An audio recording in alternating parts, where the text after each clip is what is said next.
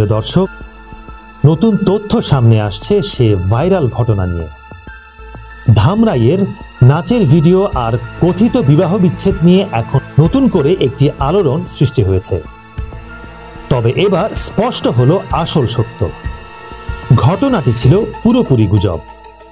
সম্প্রতি ধামরাই নিউজ 24 নামে একটি ফেসবুক পেজে একটি প্রতিবেদন প্রকাশ হয়, যেখানে বলা হয় হবু পুত্রবধূ নাচের ভিডিও দেখে বিয়ে বাতিল করেছেন পাত্রের বাবা।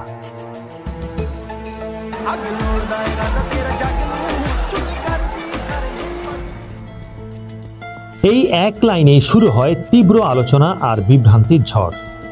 কিছু পেজ এক ধাপ এগিয়ে গত বছরের কলেজ অনুষ্ঠানে অংশ নেয়া এক তরুণীর ভিডিও ছড়িয়ে দেয়, দাবি করে এই মেয়েটিরই বিয়ে ভেঙেছে।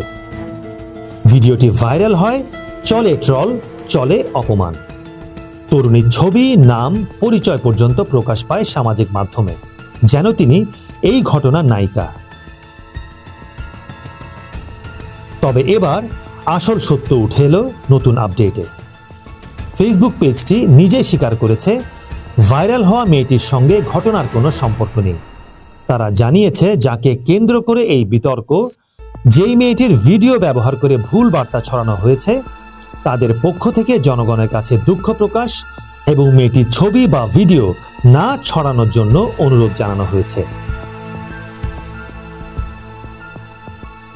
পেজটিতে প্রকাশিত একটি কথিত অডিওতে একজনের কণ্ঠ শোনা যায়, আমাকে ফাঁসিতেও ঝুলাতে পারো, তবুও এমন যাত্রাপালার মেয়ে আমার ঘরে উঠবে না।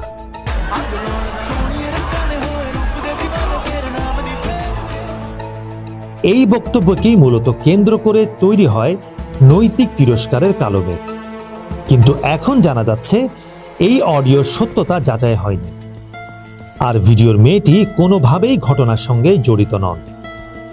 প্রিয় দর্শক, এই ঘটনার মাধ্যমে আবারও প্রমাণ হলো অনলাইনে যাচাইহীন তথ্য, বিশেষ করে ব্যক্তিগত ভিডিও বা ছবি নিয়ে গুজব ছড়ানো কতটা ভয়ঙ্কর হতে পারে। একটি তরুণী যিনি শুধুই একটি কলেজ অনুষ্ঠানে নাচে অংশ নিয়েছিলেন, তাকে অশ্লীল, অসৎ, নাটকবাজ ইত্যাদি নানা অপবাদ দেয়া হলো। তার ছবি, নাম ভাইরাল করে মানসিকভাবে এক প্রকার সামাজিক সহিংসতাই চালানো হলো। এটি শুধুই নৈতিক অন্যায় নয়, বরং ডিজিটাল নিরাপত্তা আইনেও একটি শাস্তিযোগ্য অপরাধও বটে। Sheikh Raihan, channel RA news desk.